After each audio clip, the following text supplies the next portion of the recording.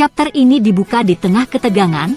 Tintin berusaha menenangkan pria besar yang marah setelah insiden tak sengaja. Yuk kita ikuti ceritanya. Tintin segera bertindak untuk menenangkan situasi dengan mencoba menahan pria berbadan besar yang marah. Dengan tenang ia berkata, "Tenanglah Tuan, sabar," mencoba mencegah ketegangan semakin memanas. Sophocles terlihat merasa canggung sementara pria berbadan besar itu masih tampak marah dan emosi. Dengan penuh keyakinan Tintin mencoba membela Sophocles dan menjelaskan bahwa insiden itu tidak disengaja. Ia berkata, "Tuan, ini tidak sengaja menabruk Anda." Namun Sophocles yang tampak tidak terganggu segera berpamitan dan melambaikan tangan sambil berkata, "Sampai jumpa semuanya." Pria berbadan besar masih terlihat kesal tetapi mulai mereda. Namun pria berbadan besar itu tidak menerima begitu saja campur tangan Tintin. Dengan marah ia mengangkat tinjunya dan membentak, "Anak ingusan sok tahu. Berani-beraninya kau ikut campur. Tidak tahu siapa aku." Tintin tetap tenang menghadapi kemarahan pria tersebut meskipun situasi mulai tampak berbahaya. Pria berbadan besar itu mengancam Tintin dengan berkata, "Kau akan menyesali pertemuan ini. Ingat saja, namaku Rastapopoulos." Namun Snowy yang tidak terintimidasi justru merespons dengan santai, "Memangnya kenapa?" Pria itu kemudian berbalik dan pergi dengan ekspresi kesal meninggalkan Tintin. Tintin akhirnya menyadari siapa pria tersebut. Ia berkata pada dirinya sendiri, "Rastapopoulos? Ah, saya tahu. Si jutawan itu raja pemilik perusahaan film raksasa Cosmos Picture.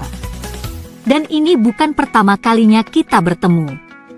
Malam itu sebuah catatan mencurigakan dituliskan. Pesan itu berbunyi, "PK. Waspadalah. Dia bertemu seorang wartawan muda yang mungkin mencurigai kita. Aku ingin dia disingkirkan sebelum mendarat." Jelas bahwa ada seseorang yang ingin membungkam Tintin sebelum ia bisa mencapai daratan. Keesokan harinya Tintin berjalan santai di geladak kapal bersama Snowy. Tak menyadari bahwa bahaya mengintainya, dari para konspirator tampaknya sudah merencanakan sesuatu. Saat Tintin hendak kembali ke kamarnya, dua pria berbaju hitam mengawasinya dari kejauhan dengan tatapan tajam. Mereka tampak berdiri di depan pintu kabin. Tintin menunggu dan diam-diam berbisik, "Dia masuk." Dijawab dengan, "Ya mari," menandakan bahwa mereka bersiap melakukan sesuatu terhadap Tintin. Tintin yang tidak menyadari apapun di dalam kabinnya. Tidak lama setelah itu terdengar ketukan di pintunya, tok tok tok. Dengan santai Tintin menjawab, "Masuk," tanpa menyadari bahaya yang akan datang. Begitu pintu terbuka, dua pria berbaju hitam berdiri di hadapan Tintin. Salah satu dari mereka langsung bertanya, "Anda bernama Tintin?" Tintin dengan polos menjawab, "Betul." Tanpa basa-basi kedua pria itu langsung memberikan ultimatum mengejutkan, "Atas nama hukum Anda kami tahan." Tintin kaget dan bingung dengan tuduhan tersebut, sama sekali tidak menyangka akan ditangkap. Tintin semakin tidak percaya dengan apa yang terjadi. Dengan nada terkejut ia bertanya, "Apa? Menahan saya? Anda main-main?"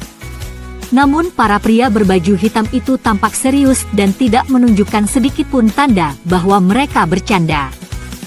Salah satu pria itu dengan tegas menjawab, "Main-main. Kalau kita buka laci itu akan Anda lihat main-main macam apa." Mereka tampaknya memiliki bukti yang akan digunakan untuk menjebak Tintin. Mereka membuka salah satu laci di kabin Tintin dan menemukan sesuatu yang mencurigakan di dalamnya. Salah satu pria itu berteriak, "Ini! Kami diberi petunjuk dan ternyata benar. Narkotika! Lihat itu! Heroin!" Tintin semakin terkejut karena ia sama sekali tidak tahu bagaimana barang itu bisa ada di sana. Keesokan harinya Tintin duduk termenung di tempatnya ditahan berpikir keras. Ia berkata, "Siapa yang memasukkan narkotika itu dalam kabin saya?" Ia tahu bahwa ia telah dijebak dan kini harus mencari tahu siapa dalangnya. Tintin semakin yakin bahwa seseorang ingin menyingkirkannya. Pasti orang yang ingin menyingkirkan saya. Tapi kenapa? Pikirnya. Snowy yang duduk di sampingnya tampak ikut merenung seolah memahami bahwa situasi ini benar-benar mencurigakan. Tintin melihat keluar jendela kapal dan menyadari bahwa mereka hampir sampai di Port Said. Sudah sampai di Port Said. Hanya beberapa meter dari pelabuhan. Tapi saya dikurung di kapal, katanya dengan frustrasi. Ia terus mengamati keadaan dari jendela kecilnya. Mereka mulai turun ke darat. Mungkin, pikirnya. Tintin mulai mencari peluang untuk melarikan diri. Tintin melihat seorang pria di atas perahu kecil sedang memancing dekat kapal. Dia melihat perahu kecil itu mempunyai batang layar yang setinggi jendela di mana dia melihat keluar. Dia berkata, "Ayo mari lebih dekat sedikit." Berharap ada kesempatan untuk melarikan diri dengan batang layar itu. Dengan cepat Tintin dan Snowy berhasil menyelinap turun lewat batang layar itu dan melompat ke dalam perahu pria itu. Sambil terbata-bata ia bertanya, "Saya M. Anda bisa membawa kami ke darat?" Pria itu tampak terkejut, tetapi peluang ini adalah satu-satunya harapan Tintin untuk bebas. Beberapa menit kemudian Tintin dan Snowy sudah tiba di sebuah kota yang disebut Port Said. Mereka berjalan melewati pasar yang ramai dengan arsitektur khas Timur Tengah. Tintin tampaknya baru pertama kali menginjakkan kaki di sini dan memberitahu Snowy tentang tempat tersebut. Tintin bertemu kembali dengan Sophocles, dikenalnya sebelumnya dan dia itu menyambutnya dengan antusias. Sophocles ini mengangkat topinya dengan penuh semangat mengucapkan selamat tahun baru. Tintin juga tampak senang bertemu dengannya. Pertemuan ini akan memulai petualangan Tintin di Mesir. Sebuah catatan misterius muncul berisi perintah kepada seseorang bernama Ganjir. Catatan itu mencatat bahwa Tintin berhasil meloloskan diri dari polisi dan sarkofagus sudah tiba di daratan, kemungkinan mereka akan ke Kairo. Pesan menandakan bahwa ada sebuah organisasi atau kelompok rahasia yang sedang merencanakan rencana busuk. Dua pria berkumis yang selalu berbicara dengan kalimat mirip detektif Thompson dan Thompson berjalan di sebuah pasar. Mereka sedang membahas Tintin yang tidak mungkin bisa lolos dari genggaman mereka, dengan gaya bicara khas mereka yang sering keliru dalam menyusun kata. Tintin dan Sophocles sedang menunggang keledai di tengah gurun pasir sekitar Kairo. Berdasarkan peta yang mereka bawa, makam yang mereka cari sudah sangat dekat. Dalam latar belakang terlihat piramida dan pohon-pohon palem yang menunjukkan bahwa mereka berada di wilayah Mesir. Setelah mencapai lokasi yang diyakini sebagai makam kuno, Sophocles memberikan perintah kepada pemandu mereka untuk menunggu di tempat tersebut. Mereka menjelaskan bahwa mereka akan menjelajahi makam dan mereka akan kembali pada malam hari. Saat mereka memasuki wilayah pencarian, Sophocles mengingatkan Tintin bahwa penemuan sepenting ini harus dirahasiakan. Tintin setuju dengan hal itu. Mereka sadar bahaya jika informasi ini bocor dan jatuh ke tangan orang yang salah. Saat berjalan di tengah gurun, Tintin berkomentar bahwa Sophocles tampaknya mengenali daerah itu. Namun Sophocles menjelaskan bahwa dia sama sekali tidak mengenali tempat tersebut, tetapi peta yang mereka gunakan memberikan petunjuk yang sangat jelas. Ini menunjukkan bahwa perjalanan mereka sangat bergantung pada peta tersebut. Dengan ini Tintin dan rekannya semakin dekat pada tujuan mereka, yaitu menemukan makam misterius.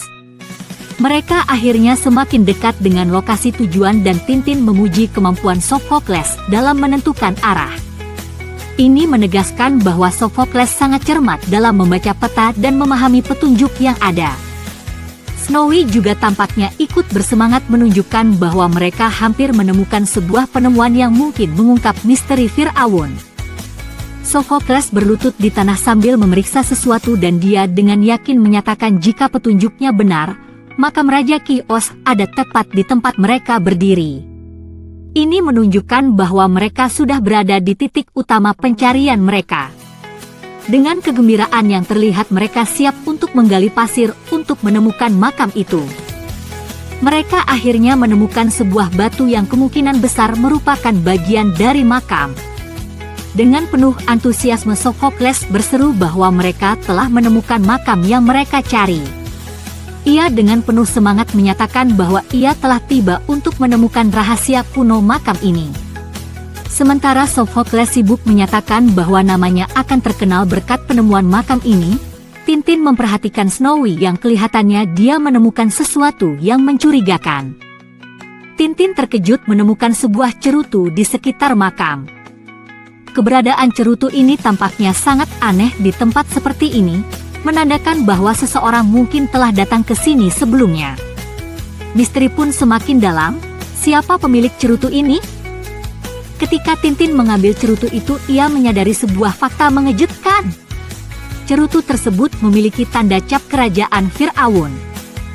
Hasil penemuan ini menimbulkan pertanyaan besar, bagaimana mungkin cerutu modern memiliki tanda resmi dari zaman Mesir kuno? Tintin berjalan sambil merenungkan penemuan tersebut dan bertanya-tanya, apa pendapat Dr. Sophocles tentang ini?